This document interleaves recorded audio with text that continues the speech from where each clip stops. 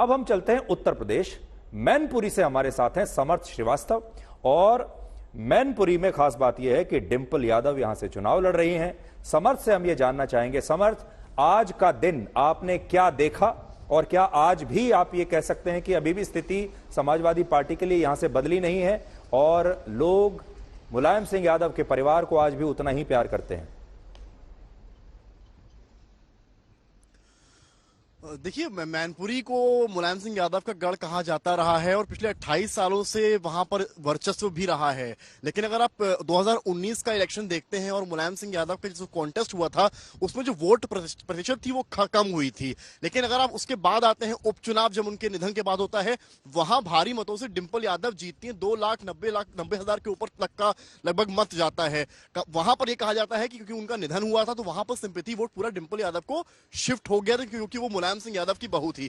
लेकिन शायद अब परिस्थितियां उतनी वैसी नहीं है। जो सिंपैथी वोट था, क्या वो अब कारगर होगा? देखिए, अगर वो कारगर होता है तो जरूर डिंपल यादव यहां जीत सकती हैं भारी मतों से। लेकिन अगर वो वोट उतना कारगर अब नहीं है, या लोग अब जो बीजेपी की तरफ से, आप देखिए राम मंदिर की बात है, वो लोगों में है, जो बेनिफिशियरी स्कीम्स हैं, जो फ्री राशन है, वो एक बहुत बड़ा फैक्टर मैं यूपी में एनालाइज कर पाया हूं। उसका फैक्टर यूपी विधानसभा चुनाव में भी देखा गया था और अभी भी है। नंबर 3 जो बहुजन समाज पार्टी का वोट है, वो जो इस तरह से यूपी विधानसभा चुनाव में बीजेपी को शिफ्ट हुआ, यूपी में इस बार भी उस तरह के चांसेस हैं। क्योंकि जो पीडीए का नारा अखिलेश दे रहे हैं या राहुल गांधी आरक्षण की बात कर रहे हैं, क्या वो पिछड़ा दलित को समझ में आएगा, या फिर उनके लिए जो बेनिफिशियरी स्कीम्स हैं, स्वनिधि योजना है या पीएम आवास योजना है, वो ज्यादा कारगर है? लेकिन अगर आप गढ़ की बात करेंगे तो जो सिंपैथी वोट था वो पहले था, अभी वो कितना कारगर है उस पर ही जो भी रिजल्ट आएगा समझ लीजिए। अगर रिजल्ट डिंपल यादव के फेवर में आता है और भारी मतों से वो जीतती हैं, तो ये समझा जाएगा कि ये मुलायम सिंह यादव का गढ़ है और यहाँ पर आगे भी किसी और दल के लिए शायद इतना बड़ा ही मुश्किल माना जाएगा। लेकिन अगर डिफरेंस कम होता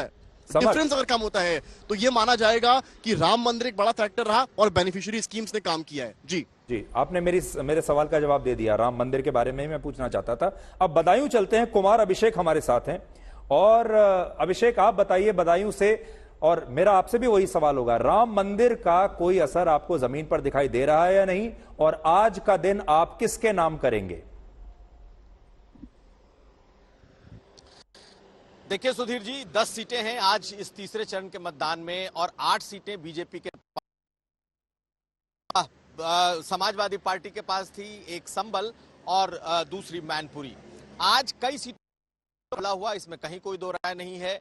लेकिन जो जमीन पर जो ग्राउंड की स्थिति है वो साफ साफ ये दिखाई देता है कि जिस तरीके से सुरक्षा को लेकर, लॉ एंड ऑर्डर को लेकर, जिस तरीके से मोदी को लेकर के जो एक नॉन यादव ओबीसी और साथ साथ सवर्णों में और खास करके जो बीजेपी का वोटर है वो अपनी तरीके से पूरी तरीके से पोलराइज है। अब आप आप दूसरे मुद्दों को भी मान सकते हैं, लेकिन इतना जरूर है कि जब आप बूथ पर होते हैं और लंबी कतारें देखते हैं तो उसमें दिखता है कि प्रधानमंत्री मोदी के लिए जो एक लोगों का एक मत साफ दिखाई देता है वो बिल्कुल दिखाई दिया है। इसके अलावा अगर आप बात करें तो जितने बाकी मुद्दे हैं, चाहे वो आप इस वक्त प्रधानमंत्री मोदी आरक्षण का मुद्दा उठा रहे हो या जो उत्तर प्रदेश में ये में भी उतना ही करंट दिखाई दे रहा है, खास करके तब जब ये मुद्दा ज्यादा गर्मा रहा है। यानी कि प्रधानमंत्री जिस तरीके से अग्रेसिव तरीके से इस मुद्दे को उठा रहे हैं, इसका दूसरी तरफ भी एक करंट दिखाई दे रहा है। लेकिन मेरा मानना है कि राम मंदिर को लेकर बड़ा ही सेटल्ड वोट है, वो आराम से बीजेपी की तरफ है, बोलने की उसमें जरूरत नहीं है। हाँ, वो जो अति पिछड़े वोट हैं, वो जो मोस्ट बैकवर्ड क्लास के वोट हैं, वो जो सवर्णों और व्यापारियों और जो बीजेपी का अपना शहरी वोट है, वो उसके साथ मुस्तैदी से खड़ा है। ये जरूर है कि कुछ सीटों पर, चाहे आप फतेहपुर सीकरी ले लीजिए, इस तरह के जो चाहे आज आंवला ले लीजिए, जहां पर कैंडिडेट को लेकर के बातें निकली हैं या कैंडिडेट पसंद नहीं है, एटा ले लीजिए, वहां पर उसको लेकर के नाराजगी दिखी है। लेकिन पिछली बार 8 सीटें थी, 2 समाजवादी पार्टी के पास थी। इस बार कुछ सीटों पर कड़ा मुकाबला है, लेकिन मोर और लेस उसके आसपास ही सीटें आ सकती हैं। जी, अब चलते हैं हम महाराष्ट्र के बारामती से विद्या हमारे साथ हैं। और विद्या, महाराष्ट्र में असल में जो लड़ाई है, कहा जा रहा है वो असली और नकली की लड़ाई है। और बारामती में तो देखिए, सुप्रिया सुले, शरद पवार का ये इलाका है और सुप्रिया सुले और उनकी भाभी आमने सामने हैं। ऐसा लग रहा है कि हम कोई टीवी सीरियल देख रहे हैं और उसमें ननद और भाभी कि आपस में झगड़ा हो रहा है। आज का दिन आप महाराष्ट्र से किसके नाम रखेंगी? सुधीर जी, अगर हम बात करें इन 11 कॉन्स्टिट्यूएंसीज की जिसमें कि आज पोलिंग हुआ है, 2019 में इनमें से 4 तो बीजेपी के पास थी और साथ ही बाकी जो थी वो शिवसेना और एनसीपी, जो अनडिवाइडेड शिवसेना और अनडिवाइडेड एनसीपी के पास थी। लेकिन अगर इन सभी सीटों पे अगर हम इस वक्त बात करें तो बहुत इंपॉर्टेंट था एक डेवलपमेंट का मुद्दा। बीजेपी और साथ साथ बाकी जो साथी पार्टियां हैं वो बार बार यही कह रही थी कि डेवलपमेंट को देखो, हमने डेवलपमेंट बहुत ज्यादा किया है। वहीं अगर आप कांग्रेस और एनसीपी और शिवसेना की अगर आप बात करें तो ज्यादा से ज्यादा इन लोगों का यही कहना था कि ये देखो कि हमारे साथ क्या हुआ है, हमें जिस तरह से तोड़ा गया है, एक इमोशनल बैकलॉग जो है वो दिखाने की कोशिश की गई थी। और ये चीज खासतौर से अगर मैं बता दूं सुधीर जी, अगर बारामती की अगर बात करूं तो ये चीज बहुत ज्यादा देखने को मिला। बहुत सारे लोग समर्थक हैं अजीत पवार के, उनका डेवलपमेंट काम, बहुत लोगों ने ये भी कहा कि शरद पवार का नाम होगा लेकिन काम हमने अजीत पवार का देखा है। लेकिन अगर अब बात करें अगर इमोशनल एस्पेक्ट की तो ज्यादा से ज्यादा लोगों का यही कहना था कि जो शरद पवार के साथ हुआ वो गलत हुआ, वो नहीं होना चाहिए था। इस उम्र के पड़ाव में उनको ये झेलना पड़ रहा है, ये नहीं होना चाहिए था और इसी वजह से हमने तुतारी जो उनका जो सिंबल है ट्रम्पेट का, उस पर वोट दिया है। तो बहुत सारी बातें इमोशनल जो अपील किया गया था एनसीपी की तरफ से वो हमें जरूर देखने को मिली। लेकिन डेवलपमेंट का मुद्दा, अगर हम यंगस्टर्स, क्योंकि हमने कई सारे यंगस्टर्स से भी बात किया था, यंग लोगों से जो पहली टाइम वोट करने जा रहे थे, उनका यही कहना था कि शरद पवार और बड़े बड़े दिग्गज नेता भले ही जो हों, लेकिन हमने मोदी का डेवलपमेंट देखा है, हमने यहाँ पर जो डेवलपमेंट देखा। खासतौर से आपको बता दूं, मैं मालेगांव जहाँ पे शरद पवार खुद वोट किए थे, वहां पे कुछ मुस्लिम लड़कों से मैंने ऐसी बात किया और उनका यही कहना था कि मोदी ने जो डेवलपमेंट किया है वो अगर हम देखें तो उसके सामने शरद पवार और ये सुनेत्रा पवार और अजीत पवार की लड़ाई कुछ भी नहीं है। तो बहुत सारे जो सपोर्टर्स हमें मिले यहाँ पर जो डेवलपमेंट के मुद्दे पर कई सारे लोगों को वोट करते रहे थे। वहीं इमोशनल अपील का जो आप कह लीजिए गुगली जो खेला था शिवसेना और एनसीपी ने, वो भी कुछ काम करता हुआ नजर आ रहा है। तो एक कट टू कट बैटल जरूर यहाँ देखने को मिली है इस वक्त। जी, और आगे बढ़ने से पहले हम आपका परिचय अपने बहुत ही खास मेहमान से कराना चाहते हैं। हमारे साथ हैं इस समय प्रदीप गुप्ता, जो कि चेयरमैन और मैनेजिंग डायरेक्टर हैं एक्सिस माई इंडिया के, देश के इस समय सबसे बड़े चुनावी एक्सपर्ट हैं और ये जो भी बोलते हैं उसी को लेकर ये ट्रेंड होना शुरू हो जाते हैं। तो प्रदीप जी, आपका बहुत बहुत स्वागत है। ट्रेंड होने के लिए और ट्रोल होने के लिए तैयार हैं आप?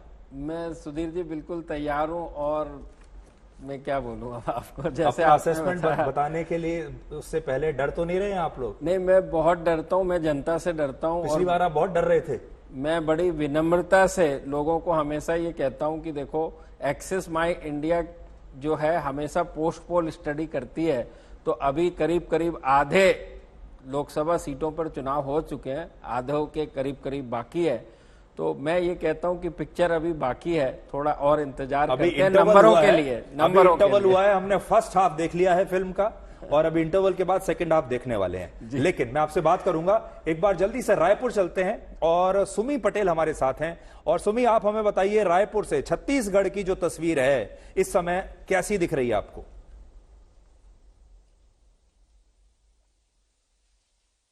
जी बिल्कुल, छत्तीसगढ़ हमेशा से ही बीजेपी स्ट्रांग होल्ड रहा है। 2014 की बात करें, 2019 की बात करें, 2014 में 11 में से 10 सीटें थी, 2019 में 11 में से 9 सीटें आई क्योंकि उस समय कांग्रेस स्टेट में रूलिंग में आ गया था। 2024 की बात करें तो डबल इंजन की सरकार है, क्योंकि तो रूलिंग बीजेपी है, तो इस बार ज्यादा प्रेशर है विष्णुदेव साय के गवर्नमेंट पे कि उनको पूरी 11 की 11 लेके आनी है।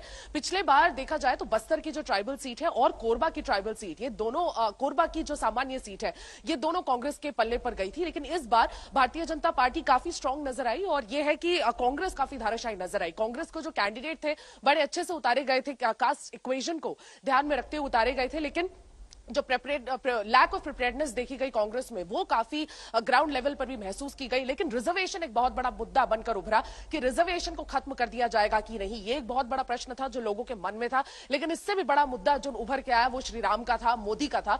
जगह जगह जाए तो नॉन इशू, जैसे कि श्री राम पर वोट किए गए, प्राइम मिनिस्टर नरेंद्र मोदी के नाम पर वोट किए गए, तो ये दो सबसे बड़े मुद्दे थे। लेकिन इसके अलावा अगर कुछ ऐसे इश्यूज है जो छत्तीसगढ़ में लोगों के बीच में एक डिस्कशन, पॉइंट ऑफ डिस्कशन बन गए, तो वो एक रिजर्वेशन का भी था और कॉन्स्टिट्यूशन का भी था। लेकिन इस बार सबसे ज्यादा टेस्ट विष्णुदेव साई गवर्नमेंट के लिए है कि वो कितना अपना मैनेजमेंट कर पाते हैं, कितने वोट्स इस बार वो ला पाते हैं। क्या 11 की 11 स्वीप होगी या 1-2 सीट इस बार भी शायद कांग्रेस को जाने की उम्मीद बताई जा रही है। जी, नए मुख्यमंत्री हैं तो उन्हें होमवर्क ये भी मिला होगा कि आपका टास्क आपको दिया जाता है कि आप 100% सीटें आप जीतिए, तो इसलिए पूरा जोर तो लगाएंगे ही।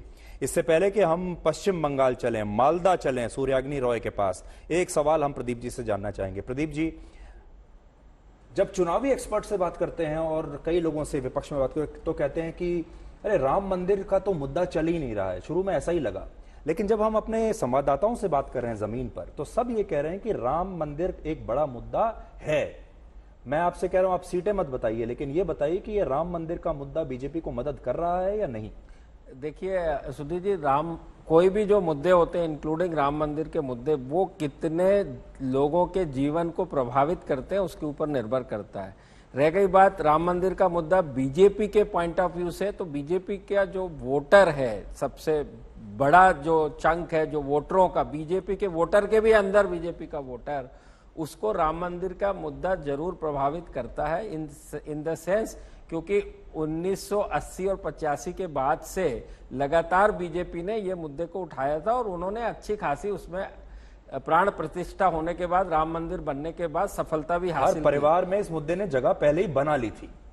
इसका लोग इंतजार कर रहे थे क्योंकि बीजेपी लगातार अपने मैनिफेस्टो और अपने वादों में लेके तो आती रही है। हिसाब से बीजेपी को इसका फायदा होगा? नहीं, जरूर फायदा होगा, बस सवाल ये उठता है कि कितना होगा। ये एक सवाल हो सकता है, बट फायदा होगा, इसमें कहीं कोई शक नहीं है। अभी हमारे साथ सूर्याग्नि रॉय हैं मालदा से।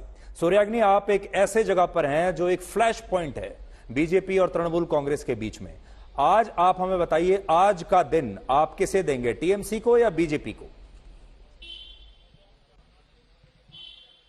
देखिए, मालदा और मुर्शिदाबाद, ये दोनों क्षेत्रों में जो आज पोलिंग हुई है, ये कह दे कि सिर्फ मात्र बीजेपी और तृणमूल का ही फ्लैश पॉइंट नहीं है, बल्कि यहाँ पे कांग्रेस और लेफ्ट भी एक बहुत ही इंपॉर्टेंट फैक्टर बन जाता है। क्योंकि मालदा मुर्शिदाबाद ट्रेडिशनली कांग्रेस का बैस्टियन माना जाता था, लेकिन 2019 से हमने देखा है कि कैसे बीजेपी ने वहां पे इनरोड्स बनाए और फिर तृणमूल कांग्रेस ने भी वहां पे सीट जीते। और 2021 में जिस मालदा और मुर्शिदाबाद को कांग्रेस का गढ़ माना जाता था, जैसे पहले मैंने कहा, वहां से कांग्रेस एक भी सीट जीत नहीं पाई।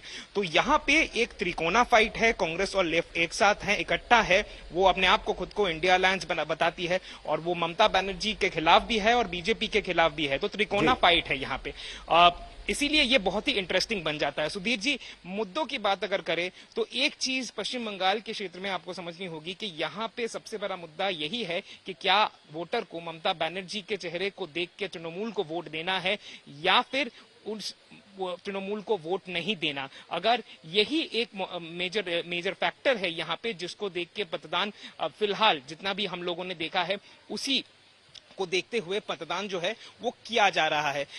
इसका रिजल्ट किस तरफ जाएगा ये कहना बहुत ही शायद मुश्किल हो जाएगा पहले 3 चरणों में। लेकिन फैक्टर, जैसे मैंने कह दिया कि ममता बनर्जी ही पश्चिम बंगाल में फिलहाल सबसे बड़ा फैक्टर है कि क्या उनके पार्टी को वोट दिया जाए, क्योंकि उन्होंने लक्ष्मी भंडार जैसे ऐसे स्कीम्स, हम कह सकते हैं कि ममता बनर्जी पश्चिम बंगाल की नरेंद्र मोदी हैं।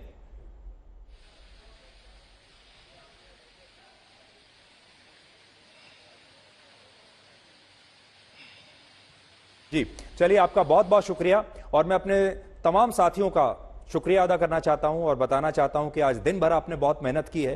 दिन भर इस भरी गर्मी में, तपती धूप में आप बाहर रहे, सड़कों पर रहे, पोलिंग बूथ्स पर रहे और आपने इस देश का सबसे बेहतरीन राजनीतिक विश्लेषण हमारे दर्शकों को दिया है। आपका बहुत बहुत शुक्रिया और अगले चरण की वोटिंग के दिन आपसे फिर हमारी मुलाकात होगी।